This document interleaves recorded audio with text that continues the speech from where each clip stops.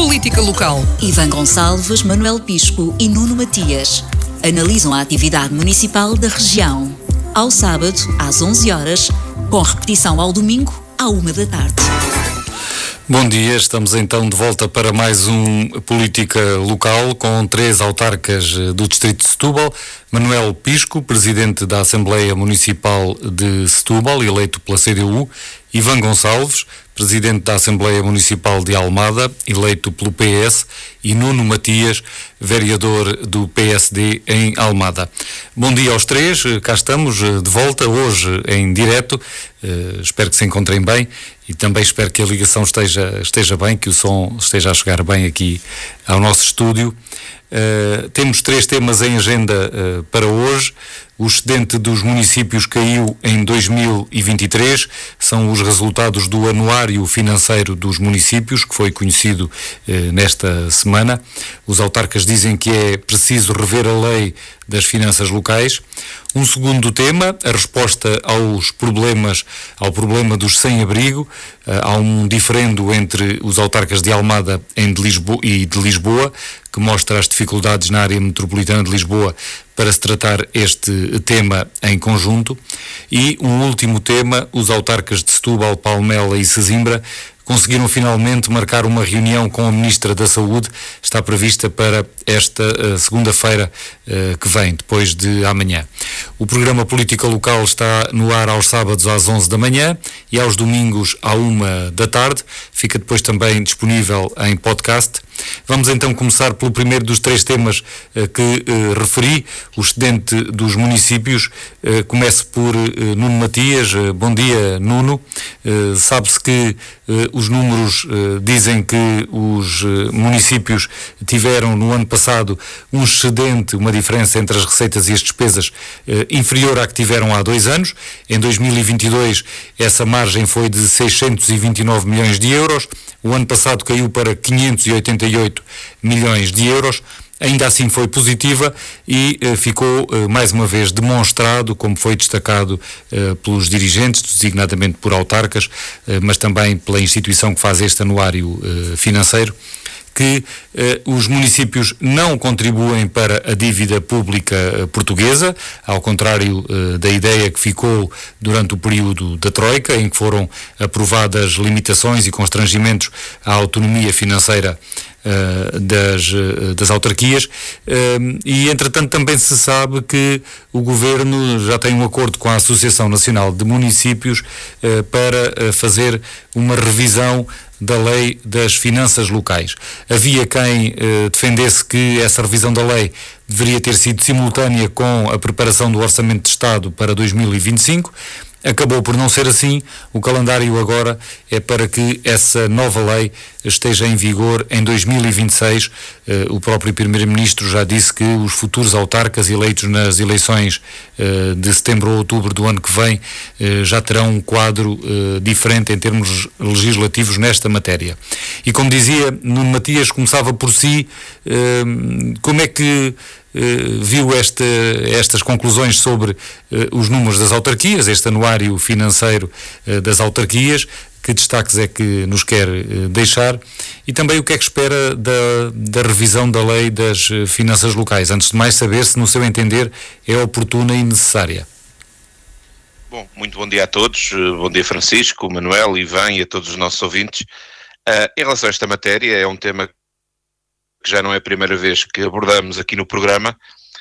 Eu continuo a achar que é fundamental que haja esta revisão da lei das finanças locais, não só pelas dinâmicas que têm sido geradas do ponto de vista de responsabilidades no quadro da descentralização de competências para as autarquias, que necessariamente tinham lacunas e têm lacunas, e só um envelope financeiro mais robusto, com um enquadramento, espero eu, estratégico e estrutural de uma nova lei de finanças locais, com uma redefinição também de critérios, é que pode permitir melhorar as capacidades de resposta de organismos que naturalmente por proximidade têm capacidade de dar resposta mais eficaz a um conjunto de matérias, mas também fazê-lo com mais eficácia, e a mim não me surpreende quando do cômputo geral dos municípios este excedente se mantém robusto, em sinal positivo, sem prejuízo de haver, como é óbvio,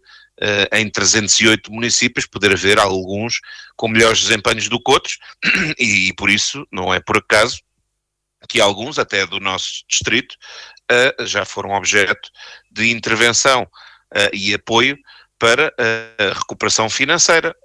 E isso não significa que não haja problemas pontuais, mas no cômputo geral, como se vê, e este anuário assim o demonstra, a situação é positiva e só reforça o interesse que o Estado tem como um todo de encontrar uma solução de financiamento que seja mais resiliente, robusta, estratégica, estrutural e que não dependa de alguma flutuação de vontades.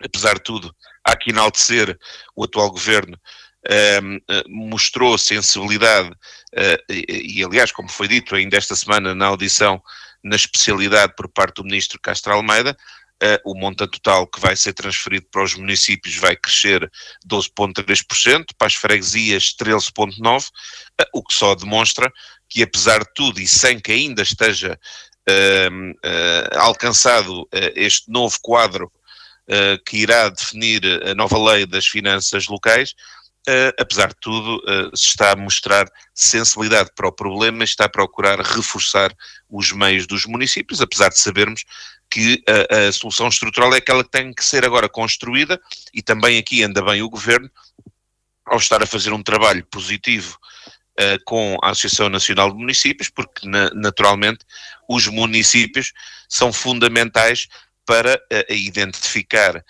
aquilo que são as melhores alternativas, os melhores caminhos, de que forma é que a lei pode e deve ser alterada, e com que critérios é que, até pela dinâmica, e nós sabemos, nós temos realidades muito diferentes ao longo do território. Nós temos municípios que têm muita população e se calhar têm menos território, e o inverso também se verifica.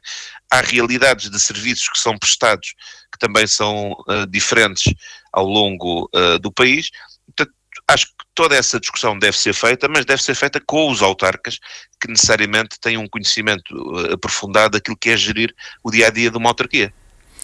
Ivan Gonçalves, passava agora para si também para ouvir a sua opinião sobre esta matéria e designadamente sobre que critérios é que acha que devem presidir a alteração desta lei, da Lei das Finanças Locais, e quanto à metodologia, havia quem defendesse que a revisão deveria ser feita em conjunto com o Orçamento de Estado para o próximo ano. Vai ser de forma diferente, obtendo aqui um período de cerca de quase 2 anos, não são 2 anos, mas é mais do que 1 ano para entrar em vigor, um pouco à semelhança do que aconteceu na última revisão. A última revisão é de 2018 e houve um grupo de trabalho que de 2016 a 2018 preparou essa alteração, que foi depois concretizada. Acha que desta vez também estamos a fazer da forma adequada, ou melhor, este governo está a conduzir o processo da forma adequada, ou merece-lhe críticas? Bom, antes de mais, muito bom dia a todos, bom dia ao Francisco, ao Nuno, ao Manel e também a quem nos ouve. Bom, eu acho que a entrada em vigor de uma eventual nova Lei das Finanças Locais, ser neste orçamento, ou este processo acompanhar este orçamento, ou ser feito tendo em vista a entrada em funções dos novos órgãos que vão ser eleitos para o mandato de 2025-2029, confesso que não me choca que seja feito dessa forma, que entre em vigor no próximo mandato, e assim os autarcas que serão eleitos no próximo mandato saberão qual é que é o ordenamento legal, as linhas com que se cosem, quais é que são as suas formas de financiamento. Portanto, por aí não me parece que o governo ande mal, nem ande bem. Acho que o que é importante não é por uns meses, um ano de diferimento que nós vamos ter uma grande alteração. O que importa é garantir a sustentabilidade dos municípios e do trabalho que os municípios fazem. Desculpa. Eu acho que, e nós já temos falado nisso várias vezes, há um problema na forma como o país se organiza, como o Estado se organiza. Nós temos não faz sentido que os 308 concelhos do país tenham como único chapéu ou órgão democrático acima deles o Governo da República. Nós devíamos ter alguma forma de instituições intermédias que deve ser ou que deveria ser consubstanciada com a regionalização. Aquilo que nós criámos foi uma série de instituições intermédias, ou que existem em paralelo com o poder democrático, e que no fundo muitas vezes têm mais poder do que alguns órgãos democraticamente eleitos, e que, enfim, são uma forma de mitigar este problema, mas que eu diria que torna o sistema demasiado complexo e às vezes pouco eficiente. Portanto, para nós repensarmos aquilo que é o financiamento das autarquias, acho que esta parte também devia ser repensada. É difícil, não me parece que exista uma maioria no Parlamento neste momento para nós avançarmos, por exemplo, para a questão da regionalização. Da mesma forma, eu acho que o grande desequilíbrio que existe neste momento, ou melhor, esta perda no fundo, dos saldos de gerência das autarquias está muito relacionado com a descentralização de competências, que também está, obviamente, eu estou a antecipar já porque tenho quase certeza que o Manuel Pisco dirá a seguir, e tem razão nessa parte, porque passado 2 anos da aplicação desta descentralização de competências, de facto, há algumas áreas em que tem que existir uma adequação, uma revisão, e está no tempo certo. Portanto, não era possível ser feito antes da lei ser aplicada. Aquilo que o Estado Central fez foi passar às autarquias os gastos que tinha com grande parte destas áreas. Aquilo que parece estar a ser evidente é que estes valores são insuficientes, pelo menos a grande parte das autarquias queixam-se disso mesmo, e portanto é preciso que que se revejam estes valores. E portanto, eu não sei se isto está necessariamente incluído, ou parece-me até que não está, numa revisão da Lei das Finanças Locais, ou melhor, pode estar incluído no pacote que o legislador apresentar, não é necessariamente letra de lei desta lei que estamos a falar. Mas parece-me que isto tem que ser revisto tudo de forma conjunta, para garantir que os municípios fazem bem as suas funções. E depois há outro tema que eu também acho, enfim, mas isto, eu sou um social-democrata, um socialista-democrata, porque cá em Portugal nós somos o único país na Europa onde o Partido Social-Democrata não é um partido de esquerda ou de centro-esquerda, e portanto para não haver confusões, mas parece-me que nós também fomos permitindo na lei alguma liberdade do ponto de vista da fixação de impostos aos municípios, que acaba por ser perniciosa, porque baixar este tipo de impostos é fácil, aumentá-los é difícil. E muitas vezes depois as receitas dos municípios são postas em causa porque não há essa cobrança de impostos, nomeadamente no IRS, e isso agora parece-me que pode ser mais evidente. Ainda assim, acho que é preciso encontrar um equilíbrio face à legislação que está em vigor e garantir que as funções são realizadas, e parece-me que neste momento que a descentralização desse ponto de vista é um sucesso, porque estas funções que o Estado vinha a desempenhar, ou que o Estado desempenha, são melhor desempenhadas pelos municípios, não só porque o faz de forma mais eficaz, mas também porque consegue perceber mais rapidamente quais são as necessidades, e isso também é uma das justificações de haver uma necessidade maior neste momento de financiamento relativamente a este tema, às competências que foram descentralizadas do Estado Central para as autarquias locais. Manuel Pisco, o Manuel Pisco, começando aqui pela questão do calendário, o Manuel Pisco foi das pessoas que, a propósito do Orçamento de Estado, aqui no nosso programa pelo menos, referiu que era importante rever a Lei das Finanças Locais. Não sei se mantém que seria possível fazer em simultâneo com a preparação do orçamento para o próximo ano, ou se reconhece que não haveria tempo e que o calendário que está agora em cima da mesa é realmente o mais adequado. Entretanto, pedia-lhe também não só esse comentário quanto à oportunidade, mas também aos termos em que se pretende fazer esta revisão. Os autarcas, designadamente através da Associação Nacional de Municípios, pedem, e eu vou destacar aqui as duas coisas principais, não só uma maior participação dos municípios nos impostos nacionais, até que os municípios fiquem com cerca de 1/4, 25% da receita dos impostos, mas também que exista uma centralização ou uma fusão dos fundos atualmente existentes. Até agora temos o Fundo de Equilíbrio Financeiro, o Fundo de Coesão Municipal e temos também o Fundo da Descentralização. Há 3 fundos com verbas que depois se destinam aos municípios, e a Associação Nacional de Municípios defende que sejam todos concentrados num único fundo. Como é destes aspectos que eu agora aqui acrescento, Manuel Pisco, o que é que nos quer dizer? Bom dia a todos, aos aqui presentes e aos ouvintes. A questão da Lei das Finanças Locais é velha e óbvia, a necessidade da revisão da Lei das Finanças Locais. É bom lembrar desde logo que o regime atual foi definido nos tempos da Troika, foi em 2013, a Lei 75 de 2013 que define o regime financeiro das autarquias locais. Não estou com isto a dizer que é tudo mal, permitiu mais controle financeiro, mais controle até na orçamentação empolada que era habitual fazer-se para depois acomodar despesas que se realizavam ou não realizavam, que levavam a um certo grau de execução muito baixo dos orçamentos municipais, regra geral. Agora há medidas para conter isso, mas de facto é uma lei de finanças locais dos tempos da grande contenção. Mas não era já nessa altura a responsabilidade dos municípios pela criação da dívida pública nacional, não era a principal responsabilidade. E neste momento este retrato tem-se vindo a repetir todos os anos. Há um desequilíbrio tremendo na distribuição das receitas do Estado em contrapartida com o investimento público feito. Os números andam à volta disto, mas agora em 2023 repetem-se. As autarquias não chegam a receber 15% das receitas do Estado, das receitas públicas, mas conseguem com essa verba fazer quase 50% do investimento público que se faz no país. O que é que isto quer dizer? Para quem gosta tanto de falar que a descentralização é um perigo, que era um gasto, que era uma coisa terrível, é bom lembrar que o Estado Central, a Administração Central, está a consumir 50% da totalidade das receitas do país do que os portugueses pagam em impostos. E mais do dinheiro emprestado que se pede ao exterior.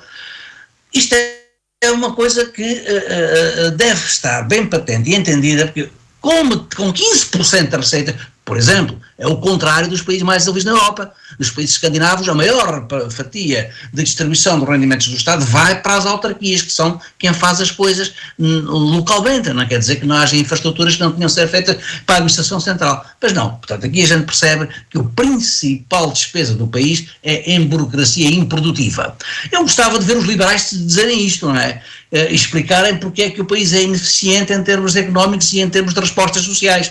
É porque, de facto, é improdutivo em termos de administração central. E quem está na administração central, que são o círculo do governo aqui, toca a todos, nunca quer abrir mão deste poder de gastar à vontade.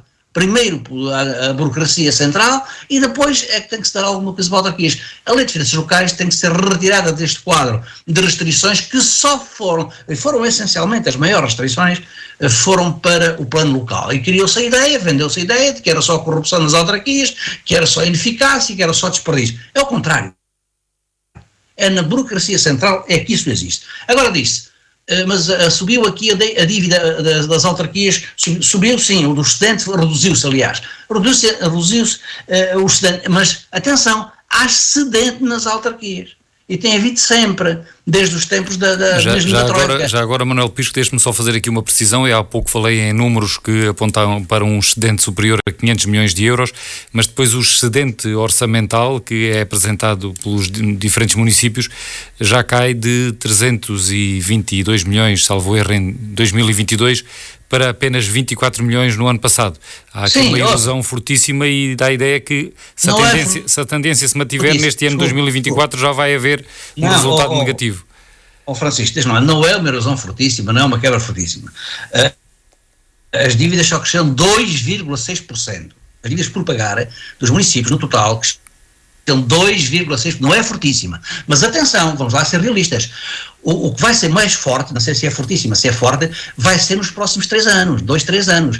Em 24, nas contas depois do orçamento de 24, nas contas de 25 e 26, com os efeitos do PRR, com a forma mal conseguida, não sei se, acho que mal concebida e mal conseguida, porque a consequência, a execução depois depende do mercado, em que o PRR está a fazer, sobretudo na área das grandes despesas, que é na área da construção, que é na área da habitação, nós vamos ter o empolamento muito grande de endividamento dos municípios que estiverem implicados no PRR habitação. A propósito disso, a autarca de Almada já disse que o PRR pode ser uma maldição, ou que é uma maldição para certos casos. É porque o tal Estado Central que a gente está a falar, que é o Governo, não é? Não legiliza os procedimentos e fez critérios que não correspondem ao mercado exclusivo da habitação, que também, o facto de haver um PRR na habitação, também entrou no mundo especulativo. É verdade. E agora os municípios estão a lançar concursos em que não ficam desertos, não há concorrência, e quando eles voltam a lançar, o preço de mercado está ao dobro do preço de referência de construção por metro quadrado que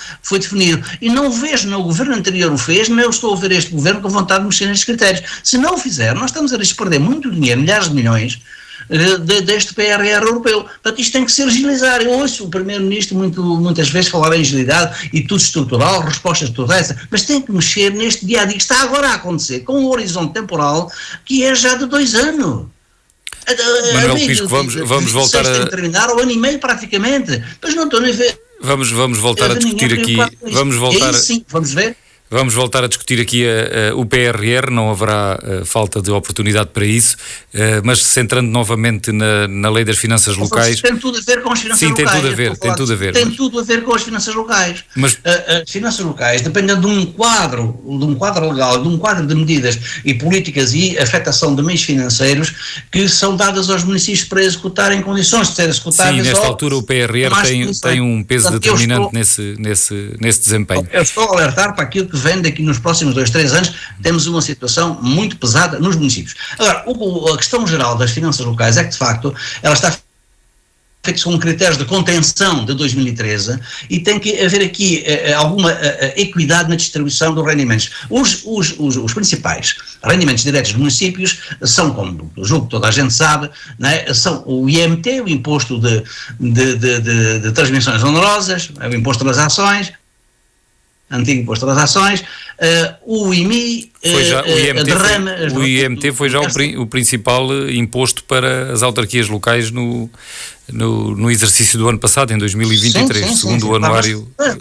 Pronto, mas isto historicamente é assim. Portanto, foram dadas fontes de receitas estes. Deixe-me colocar-lhe uma questão que depois colocarei também ao Nuno Matias e ao Ivan Gonçalves. Uma das críticas que é feita à atual lei das finanças locais são os critérios estabelecidos, que para alguns que fazem essas críticas são critérios cegos que não permitem a diferenciação entre as diversas autarquias, sim. É disso mesmo que eu estou a falar. Portanto, se o IMT, se eu acabasse a frase, já tinha respondido a isso. Peço desculpa, então. Se o IMT e o IMI são as principais fontes de receitas diretas dos municípios, é fácil entender que quando há uma grande malha urbana, como nos municípios da área metropolitana de Lisboa, da área metropolitana do Porto, têm muitas receitas. E é fácil entender que os municípios do interior do país não é por aí que vêm ter receitas, só vão ter receitas através dos fundos municipais, os tais que são vários e que era bom que estarem todos integrados, não é? Portanto, mas aí estão prejudicados. Veja-se o caso, quer dizer, o melhor exemplo disto, veja-se a situação agora de Grândola. Grândola explodiu em termos orçamentais com os investimentos imobiliários que estão a ser feitos no Conselho. Portanto, este critério, de facto, tem que ser muito melhor afinado, porque não é justo nós condenarmos o interior a um atraso e uma falta de meios, que depois isto faz um ciclo vicioso, muito vicioso. Ficou a ideia, Manuel Pisco, deixe-me avançar também para ouvirmos o Nuno Matias e o Ivan Gonçalves sobre este aspecto dos critérios e termos tempo suficiente para os outros dois temas. A sua ideia já está clara, que é necessário. Peço desculpa por prejudicar aí um pouco a fundamentação, mas já ficou claro que defende que são necessários critérios menos cegos, mais objetivos, que permitam a diferenciação, e referiu aqui o exemplo dos impostos diretos das autarquias, o IMI e o IMT, mas haverá também a necessidade de afinar os outros critérios que regulam a transferência dos fundos da administração central, porque também aí com certeza há diferenças entre as tipologias de autarquias. Ivan Gonçalves, estou a pensar bem sobre a questão dos critérios em uso, já teve a oportunidade de pensar o que é que seria desejável? Bom, eu acho que a questão dos critérios é sempre uma discussão muito difícil, porque em 308 municípios, alguns dos critérios favorecem alguns municípios, outros critérios favorecem outros municípios, e quando se estabelecem este tipo de critérios, obviamente, quando o Manuel Pisco diz que eles são cegos, é porque quando se estabelecem critérios tem que ser de forma mais geral e abstrata possível, e obviamente que depois existem casos limite ou casos de fronteira em que alguns são prejudicados relativamente a estes critérios. Eu acho que, não só o Manuel Pisco falava sobre a explosão da arrecadação de receita em alguns municípios, há outros municípios, ou freguesias, por exemplo, que têm um problema, que eu diria que também é muito grande, que é da explosão demográfica, e nós temos aqui no distrito algumas freguesias que têm crescido muito em nível de população. É o caso da Quinta do Conde, até da Charneca de Caparica em Almada, e muitas vezes as formas de financiamento não acompanham aquilo que é a necessidade de infraestruturar o território face ao aumento de população. E depois muitas vezes temos dificuldades, ou melhor, depois temos casos, como é o caso, por exemplo, o caso da Charneca de Caparica em Almada, eu conheço bem, em que uma freguesia que neste momento, se não é já a maior freguesia ou a freguesia mais populosa, maior em área sempre foi, mas a freguesia mais populosa do concelho, a freguesia da Charneca de Caparica e Sobreda, mas que onde depois falta uma série de serviços que existem outras, nomeadamente, estou-me a lembrar, na questão das escolas, tem muito menos escolas do que, por exemplo, a freguesia de Almada do Centro. E, portanto, obviamente que à medida em que o território vai mudando, à medida em que as necessidades vão mudando, isso também devia ser acompanhado por formas de financiamento diferentes e que façam esse complemento, ou melhor, que garantam que esta eficácia. Agora, isto é muito difícil, obviamente, quando é preciso fazer uma lei, ou leis gerais e abstratas que se apliquem a todo o território nacional, aos 308 municípios e aos milhares de freguesias que nós temos no país. Depois há, obviamente, a dimensão, o Manuel Pisco também já aflorou este ponto ao de leve, mas o facto de nós termos territórios que, apesar de serem de baixa densidade populacional, têm uma área muito grande e a área e o território também tem que ser preservado, ou seja, nós acabamos por privilegiar os critérios habitualmente de população, mas enfim, a dimensão do território também tem muito que se lhe diga. Aliás, nós tendemos muitas vezes a não compreender, por exemplo, o sistema eleitoral americano, porque já aconteceu várias vezes desvirtuar aquilo que é o voto popular em função dos grandes eleitores e do resultado final, sim. Exatamente, mas o sistema está feito também para privilegiar não só as pessoas, ou melhor, para dar atenção não só à quantidade de pessoas que está em cada território, mas também ao território por si próprio. Porque neste caso para manter uma ponderação de cada Estado, porque a proporcionalidade não é direta e acaba por haver aqui uma mitigação que tem que existir sempre, mas por exemplo no nosso sistema eleitoral nós não temos isso, nós temos distritos, por exemplo o distrito de Porto Alegre, que elege 2 deputados. Os distritos todos do interior, somados, não elegem mais de 20 deputados. Não me recordo agora do número em concreto, mas não são mais de 20. E obviamente que isso depois também gera desequilíbrios na forma como o legislador atua. Isso explica muita coisa da nossa política, sabe? Isso explica muita coisa. A força eleitoral do território depois também tem a ver com o retorno das políticas públicas. Porque depois acentua, Francisco, desculpa, porque reforça a discriminação muitas vezes, e quando nós às vezes o que precisamos é de quebrar esse ciclo. De fazer uma discriminação positiva, naturalmente. Nuno Matias, para concluir este tema da Lei das Finanças Locais, sobre os critérios, o que é que pode dizer? Eu recordo, por exemplo, que agora quando foi a conferência sobre a apresentação do anuário financeiro, onde esteve o Governo e diversos autarcas, Ribal Esteves, do PSD, que também é membro da Associação Nacional de Municípios, criticava os atuais mecanismos de correção que existem na Lei de Finanças Locais e que, por exemplo, constam na Conta Geral do Estado para 2025, no Orçamento de Estado, não pelo primeiro ano, é o segundo ano consecutivo que estas correções constam e que, de acordo com este autarca do PSD, constituem uma alteração total das regras de distribuição que estão na própria lei das finanças locais e que chegam ao absurdo de representarem perdas para alguns municípios de cerca de 40%, enquanto que para outros há ganhos que podem chegar aos 75%, apenas devido a estas regras de correção, a estas medidas de correção, mecanismos de correção, são assim chamados, que foram introduzidos. Não sei se tem conhecimento desta matéria, mas o que é que na sua opinião é importante que a próxima Lei das Finanças Locais acautele em termos dos mecanismos, dos critérios objetivos de funcionamento? Exatamente, que introduza mecanismos de coesão territorial.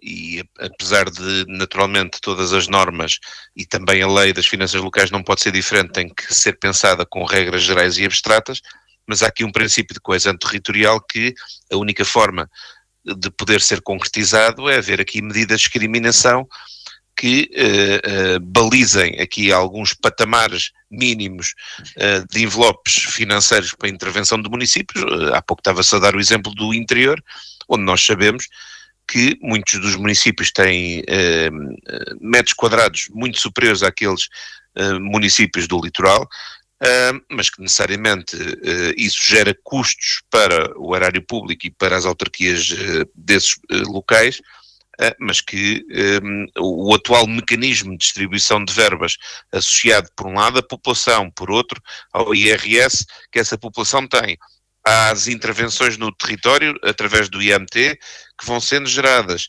à pujança económica que advém do lucro das empresas. Bom, tudo isto está adjacente a níveis de atividade que não se coadunam apenas com o critério de existência de pessoas, empresas, e portanto há que criar aqui mecanismos compensatórios que reforcem a coesão territorial e permitam aos municípios, de forma transversal, ter mecanismos mais reforçados de intervenção, e isso só é possível se houver, lá está, neste tempo, e por isso é que me parece que é muito bem visto que não se vá correr mudar a lei só para dizer que se mudou e depois cometa o erro de não ouvir os municípios, percebendo que há aqui uma realidade heterogénea em todo o território, porque não podemos comparar o município de Lisboa com o município de Trancoso, e se calhar do ponto de vista territorial,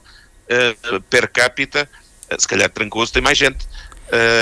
E portanto, falando nesta lógica, nós temos que ter a percepção que estes mecanismos têm que ter aqui alguma sensibilidade para a coesão territorial e por isso não podem ser tão cegos, têm que ser mais conhecedores das realidades do território, que é ele em si mesmo muito heterogéneo, e para que isto seja possível há que repensar que tipo de indicadores é que devem estar subjacentes a um conjunto de envelopes financeiros específicos que reforcem a capacidade de intervenção e coesão territorial. Por isso anda bem o Governo quando diz que não quer fazer desde já e a correr, anuncia para 2026 a ambição de ter essa nova lei em vigor, porque assim há tempo para, em conjunto com as autarquias, identificar onde é que existem incongruências no diploma atual que o torna muitas vezes cego, em prejuízo de municípios mais pequenos, que não deixam de ter alguns custos associados em territórios que são enormes. Exato, uma ideia que o Nuno Matias já teve a oportunidade de expressar. Este é um tema que com certeza voltaremos a discutir aqui no programa, porque vamos ter ainda até 2026 o desenvolvimento da preparação desta nova lei, e teremos certamente a oportunidade de voltar ao tema. Passemos então a outro assunto no programa de hoje, a resposta ao problema dos sem-abrigo. Há um diferendo aberto entre os autarcas de Almada e de Lisboa, que mostra, aparentemente, pelo menos, dificuldades na área metropolitana de Lisboa em tratar este assunto. Eu passava agora primeiro por Ivan Gonçalves, tendo em conta que uma das envolvidas é a autarca de Almada, Inês Medeiros, que está aqui num confronto ou numa troca de argumentos com o Presidente da Câmara Municipal de Lisboa, Carlos Moedas, do PSD. Esta troca de palavras aconteceu no final da semana passada, no encontro em Cascais dedicado à habitação, em que a Presidente da Câmara de Almada, Inês Medeiros, também disse que em muitos casos o PRR é uma maldição, mas relativamente às pessoas sem abrigo, Inês Medeiros queixou-se de Carlos de Moedas, que em maio apresentou uma intenção e um plano para que a área metropolitana de Lisboa encarasse em conjunto a resolução do problema das pessoas sem abrigo, e entretanto Lisboa tem avançado sozinha e Carlos Moedas não concretizou mais nada, segundo diz Inês Medeiros, na área metropolitana, quando houve unanimidade em maio, quando essa ideia foi apresentada. E Inês Medeiros diz que a área metropolitana não só tem interesse, mas tem condições para resolver esse problema, tem condições de vontade. Há uma unanimidade para tratar esse assunto. Eu começava por Ivan Gonçalves, precisamente por tratar-se da autarca de Almada. Não sei se acompanhou este caso, se nos quer informar melhor deste contexto e dizer também o que pensa sobre este assunto do problema dos sem-abrigo, se realmente é uma matéria em que carece de um entendimento entre a área metropolitana, se deve ser o Governo ou se cada município pode e deve muito bem tratar do problema por si só. Ivan Gonçalves. Eu respondo começando pela pergunta final. Eu acho que cada município tratar deste problema por si só é o que não pode acontecer, porque nós não podemos planear o território a pensar que, porque existe alguém que mora, e aqui quando me refiro-me a sem-abrigos, mas abordando o problema da habitação como um problema mais lato. Uma pessoa que tenha dificuldades habitacionais no município como Almada, ou como, não é muito diferente da pessoa que tem dificuldades habitacionais no município do Seixal. Nem existem propriamente grandes diferenças na forma como os assuntos têm que ser abordados. Obviamente, os municípios da Península de Setúbal fazem parte de uma grande área urbana, ou de uma grande área metropolitana, que é a área metropolitana de Lisboa, que tem o seu centro em Lisboa, com os benefícios e prejuízos de sermos uma zona periférica, se assim quisermos, da capital do país. E isso vê-se, por exemplo, se nós procurarmos desenhar linhas que unam aquilo que é, por exemplo, o valor por metro quadrado das casas, o valor de rendimentos, etc., percebemos que quanto mais estamos no centro desta área metropolitana, habitualmente, mais altos são os rendimentos, mais alto é o custo das casas, etc. Obviamente com exceções, temos algumas exceções na área metropolitana e temos algumas outras centralidades mais pequenas, como é, por exemplo, o caso da nossa capital de distrito, de Setúbal. Mas pensar estes problemas apenas numa lógica de municipal, ou única e exclusivamente municipal, acho que é um erro. É o que fará com que nós nunca vamos resolver os problemas habitacionais que se estão a agudizar no nosso país e que se estão a agudizar na Europa toda. Eu até aconselho e sugiro que se vejam alguns gráficos que têm vindo a circular nas últimas semanas relativamente ao tema, em que podemos perceber em todos os países da Europa o preço da habitação disparou nos últimos anos, por vários fatores, pelo aumento do turismo, pela diversificação dos ativos, dos investimentos, pela forma como muita gente também investe no imobiliário, pela falta de rentabilidade das outras aplicações financeiras. Enfim, as causas são múltiplas. E também pelo facto de hoje em dia haver cada vez menos gente a querer morar em ambiente rural, no mundo todo. Mas as causas são múltiplas. E o problema, se não for abordado a nível da área metropolitana ou a nível central, não terá com certeza solução. Sobre esta questão em concreto, obviamente, parece-me que é evidente que o Presidente da Câmara de Lisboa não tem feito o suficiente para resolver o problema, nem o problema da habitação, e que nos últimos anos o que tem feito é andar a inaugurar casas cujas obras foram lançadas pela anterior governação de Fernando Medina, quer nesta questão mais premente dos sem-abrigo, porque são assuntos conexos, mas não é exatamente a mesma coisa. Atualmente os sem-abrigo estão associados também a outros tipos de problemas sociais, mas muitos destes casos também se prendem com a dificuldade que existe. Passíveis de terem solução fácil, que exigiam uma série de atenção. naturalmente as preocupações dos presidentes de Câmara são mais do que legítimas, é importante que sejam recebidos, mas não me parece que de outubro para novembro haja aqui uma falta de respeito pelo facto de se ter deixe-me só precisar agendado ao fim do mês. Deixe-me só precisar que esse Fórum Intermunicipal da Saúde entre Setúbal, Sesimbra e Palmela foi a dia 4 de outubro, portanto a reunião terá sido pedida nos dias seguintes. Só para precisar a data. Uma semana foi entregue o Orçamento de Estado. Ou seja, eu acho que se está a tentar aqui fazer um filme como outros que têm sido feitos, que me parece que são desproporcionados, desequilibrados e que não têm aderência à realidade, a não ser para o combate político, que aí sim, naturalmente, percebe-se porque é que vão sendo feitas as afirmações que são feitas. Agora, há que ter a noção em que naturalmente tem que haver ligação entre o Governo e as autarquias, tem que haver uma audição em relação a... Nuno Matias, peço desculpa, agora não parece por não deixar concluir, mas temos que calculizar chegamos ao final. A Ministra pelo facto de ter demorado mais uma semana parece-me um exagero. E com isto chegamos ao final de Política Local de hoje. Manuel Pisco, Ivan Gonçalves e Nuno Matias voltam a encontrar-se de hoje a 8 dias. Uma boa semana para todos.